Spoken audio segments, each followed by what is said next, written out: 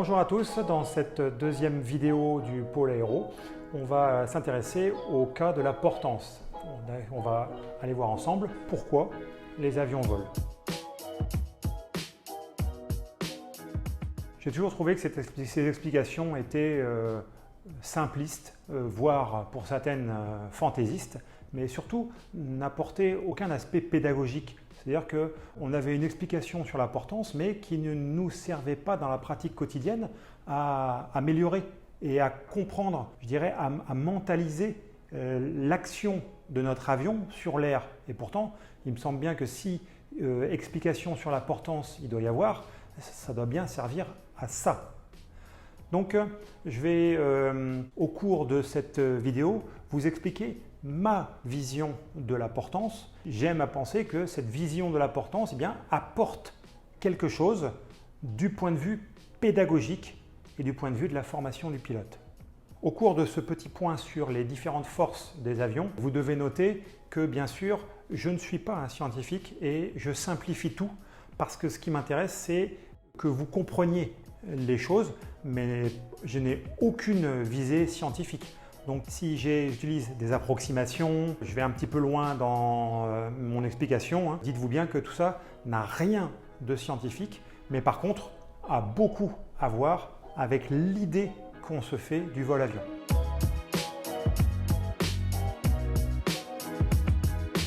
Un avion vole dans un fluide, bien sûr, l'air est un fluide comme l'eau. Et quand l'avion passe dans cet air, il a une action sur le fluide. Et cette action doit mener à la création d'une force qu'on appelle la portance qui va s'opposer au poids. Jusque-là, je n'ai rien dit de spécial, il me semble que ça reste logique. L'action sur l'air de l'avion dépend bien de sa vitesse. Et ça, vous pouvez en faire l'expérience quotidiennement en passant la main par la portière de la voiture quand vous roulez, quelle que soit la vitesse. Vous comprendrez qu'il y a une force qui est créée, qui est due tout simplement à votre mouvement dans le fluide. Alors, dans l'air, le fluide a une masse volumique faible. Alors, cette force que quand je fais ça, évidemment, je sens, mais c'est très faible. Faites la même chose dans l'eau, qui est un fluide, mais qui a une masse volumique importante. Et là, vous allez sentir une vraie force. Cette pression s'appelle la pression dynamique. On la note PD, pression dynamique, et elle vaut 1/2 de ρ V carré. Alors là-dedans, il y a quoi? 1/2, c'est un coefficient, on peut l'évacuer. Ρ, c'est la masse volumique du fluide qu'on considère. Pour nous, c'est l'air, 1,225 kg par mètre cube au niveau de la mer, multiplié par la vitesse au carré. Donc on voit déjà l'importance dans les phénomènes de portance de la vitesse, puisque c'est le seul coefficient qui va être monté au carré. Cette action de l'aile sur l'air doit sûrement dépendre d'autres facteurs que la vitesse, que cette fameuse pression dynamique. Alors de quoi est-ce qu'elle pourrait dépendre? On peut au moins imaginer qu'elle va dépendre de la forme de votre aile. Ça serait quand même un minimum de penser à la forme de l'aile. Donc là, excusez-moi, mais entre l'aile d'un Twin Otter et l'aile d'un Rafale, on n'a à peu près rien à voir. On appelle ça une aile dans un cas comme dans l'autre, mais quand on les regarde vraiment et quand on regarde un profil, c'est complètement différent. Donc quand ces deux profils passent dans le fluide, il y a bien des actions différentes. Donc il va falloir absolument prendre en compte la forme de l'aile. Alors vous avez dû voir dans les manuels, à peu près tous les manuels reprennent cette image où on voit des formes différentes dans un fluide, généralement dans une veine d'air. On met une boule, on met une plaque, une forme légèrement profilée et un profil d'aile. Et on voit à l'aide d'un coefficient que plus le profil devient aile d'avion, plus la résistance à l'avancement ou au passage du fluide diminue. On peut résumer cette variable avec une formule, encore une fois, mais on va reprendre en fait notre formule du début et on va la faire évoluer. Donc on a vu tout à l'heure que la pression dynamique était 1/2 de ρ V carré. Et maintenant, on passe à cette autre formule qui s'appelle la résistance. Et la résistance à l'écoulement d'un fluide d'une forme s'exprime comme 1/2 de ρ v carré fois k. Et k, c'est la forme de l'objet que vous voulez faire passer. Plus cet objet sera profilé, moins la résistance sera importante. Enfin, il faut quand même penser à un dernier critère. Si nos ailes ont une action sur l'air, mais que nous vivons dans un monde à 4 dimensions, eh bien, il va falloir prendre en compte la 4e dimension qui est le temps. Et il faut parler du temps pendant lequel une molécule d'air, un volume d'air, va être dévié par mon aile, par mon profil, va être travaillé, on pourrait dire, par le profil. Et ça, eh bien, ça dépend tout simplement de la surface de l'aile. Et donc, il va falloir prendre en compte la surface de l'aile parce que c'est elle qui va définir pendant combien de temps une molécule va subir le passage de notre aile dans un fluide. Donc là, on va passer à une formule complète. Et cette formule, eh bien, c'est la formule de la portance. Et à ce moment-là, on va intégrer S, la surface de l'aile. Et donc, on arrive à cette formule. La portance est égale à 1/2 de ρ v carré S. Et on a remplacé K par le coefficient qui nous intéresse, puisqu'aujourd'hui, on ne s'intéresse qu'à la portance, le fameux CZ. C'est le coefficient de portance. On verra dedans qu'il n'y a pas que la forme de l'aile dans ce coefficient, mais il y a aussi un angle qu'on appelle l'incidence. Et on verra qu'on va pouvoir facilement le rattacher une fois qu'on aura compris comment la portance agit sur notre avion. Alors, pour résumer cette partie 1, peut-être un petit peu lourde avec des formules, mais vous allez voir qu'on va avoir besoin de ces formules dans la deuxième partie. Donc voilà ce qu'on a vu. On a vu qu'il y avait une pression dynamique due au passage de l'avion dans le fluide, que cette pression dynamique s'exerçait sur une surface et que la portance dépendait aussi de la forme de l'aile. On passe maintenant au petit 2 de cette vidéo où on va aller démonter quelques idées populaires sur la portance.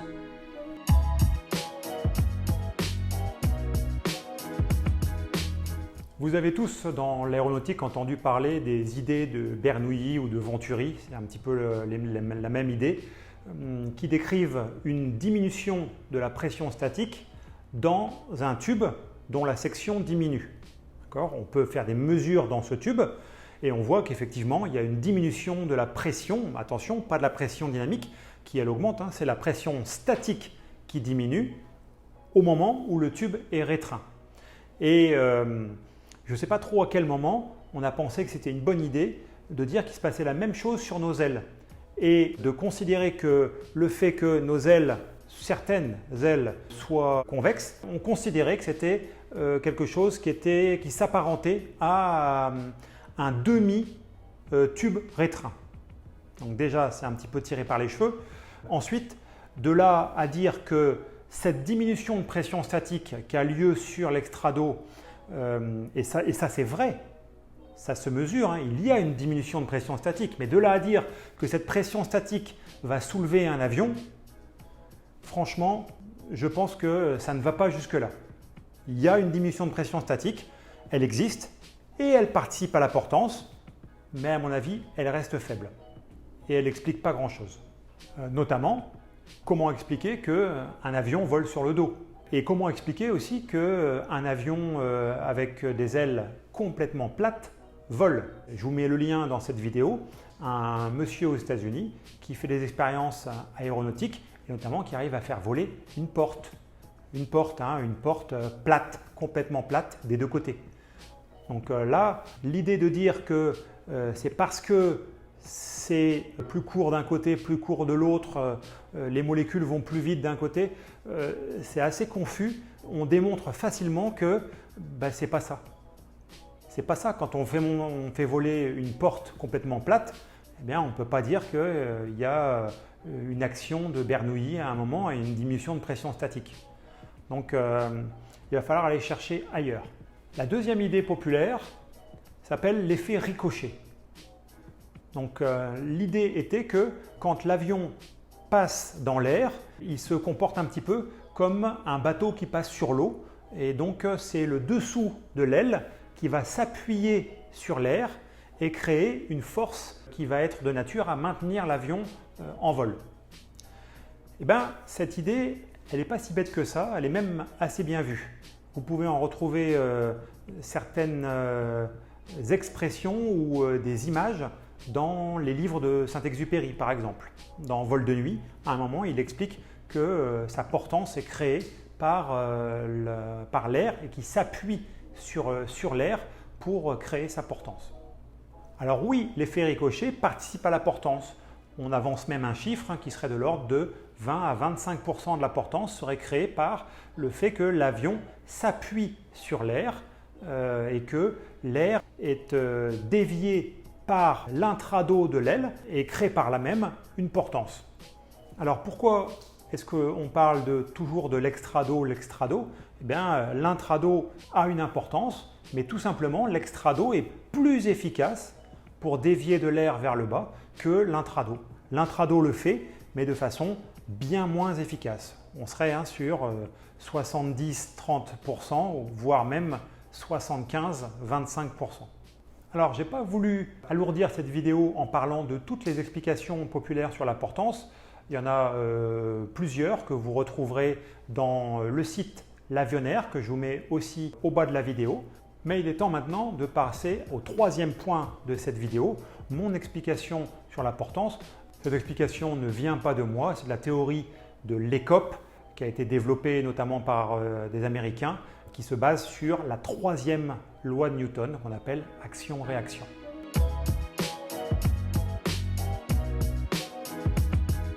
Quand l'aile passe dans l'air, elle dévie de l'air en fonction de, on l'a vu, sa vitesse, sa surface, sa forme. Quand l'aile passe dans l'air, elle dévie de l'air vers le bas et va recevoir en retour une énergie dont l'intensité va dépendre directement, tout simplement, de la quantité d'air dévié multipliée par la vitesse de cet air. C'est exactement la troisième loi de Newton. Donc ce qui est bien ici, c'est qu'on se rattache à quelque chose qui est prouvé. C'est-à-dire qu'on sait très bien que sur Terre, les déplacements, les énergies sont gérés par les trois principes de Newton. Amusons-nous un petit peu à utiliser cette troisième loi de Newton de façon théorique et ensuite appliquée à des objets. Newton, il a dit, si un objet A exerce une force F sur un objet B, alors l'objet B exerce sur l'objet A une force F' de même intensité, de même direction et de sens opposé. Et le système est en équilibre. Action, réaction. Appliquons ça à d'autres exemples. Prenons en premier, qu'est-ce qu'on va prendre? Le nageur. Si un nageur exerce sur l'eau une force F vers l'arrière quand il nage, alors l'eau exerce sur le nageur une force de même intensité, de même direction et de sens opposé. Et c'est pour ça que quand on nage, on envoie de l'eau vers l'arrière. Et si on prend un avion? Si un avion exerce sur l'air une force F, alors l'air exerce sur l'avion une force F' de même intensité, de même direction et de sens opposé.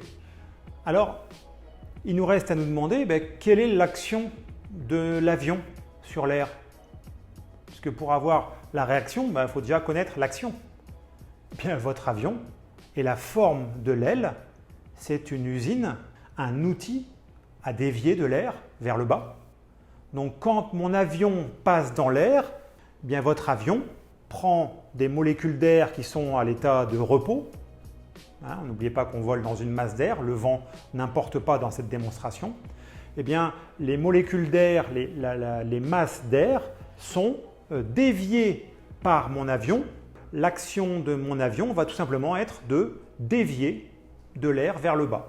Et si l'action de mon avion est de dévier de l'air vers le bas, eh bien, la réaction de l'air, ça va être de créer une force appliquée à l'avion vers le haut. Action, réaction. Alors, on doit voir l'aile de l'avion comme une écope. savez ce que c'est une écope, hein? C'est quelque chose comme dans les bateaux qui sert à enlever l'eau. D'accord? Donc c'est quelque chose qui canalise. Donc l'aile de votre avion canalise l'air, récupère un maximum d'air pour aller le dévier vers le bas. Alors maintenant, on va essayer de prendre cette théorie et de voir en quoi elle va être pédagogique, en quoi elle va m'aider à mieux piloter et à mieux comprendre ce qui se passe quand je vole. Alors en 1, 2 petits points qu'il faut absolument retenir. Toute chose étant égale par ailleurs, si un avion augmente sa vitesse, alors l'avion dévie plus d'air vers le bas et à ce moment-là, l'avion monte. Si maintenant, toute chose étant égale par ailleurs, j'augmente l'assiette de mon avion, l'écope que forme l'aile va augmenter la vitesse verticale de l'air, mon avion monte. Donc on va garder en tête ces 2 points qui me paraissent essentiels pour maintenant glisser un peu plus vers la pratique. Grâce à cette théorie de l'écope, il va devenir plus aisé de comprendre ce qui se passe en vol quand je vais jouer sur différents paramètres et simplement piloter mon avion, c'est-à-dire bouger mes commandes.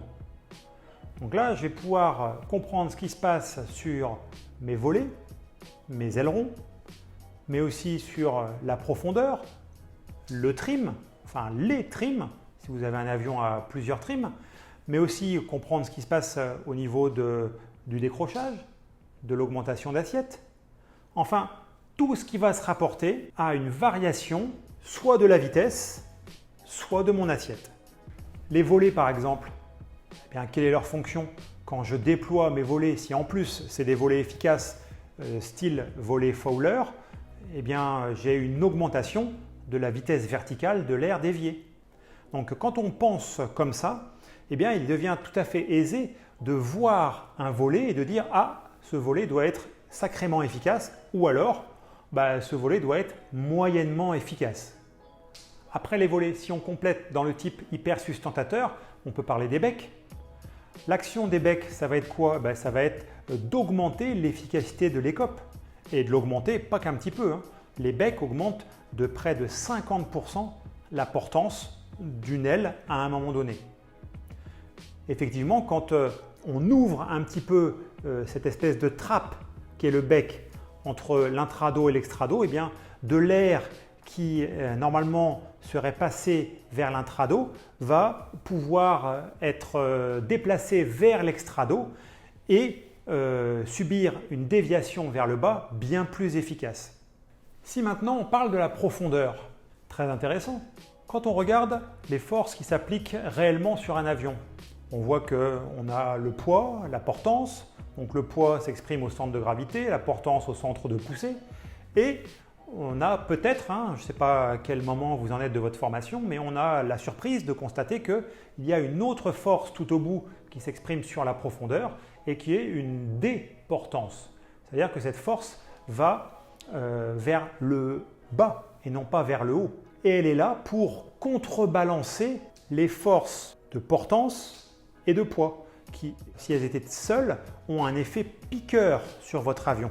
Pour que l'avion ne pique pas en permanence vers le bas mais reste en palier, par exemple, on a besoin d'avoir une force qui va venir rééquilibrer le couple de portance et poids.